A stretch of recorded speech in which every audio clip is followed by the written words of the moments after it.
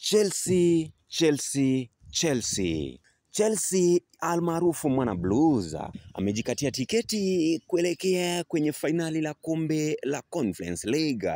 Wengi huku mtaani wanasema kwamba kombe la Conference League ni dogo sana, ila kwa Chelsea taji la maana hilo. Chelsea hapo jana imejikatia tiketi baada ya kumnyorosha mwana Djurgården goli 1-0 kupitia mchezaji wao mahiri Drusbal Hall, bao ambalo liliwasaidia Chelsea kufika kwenye fainali.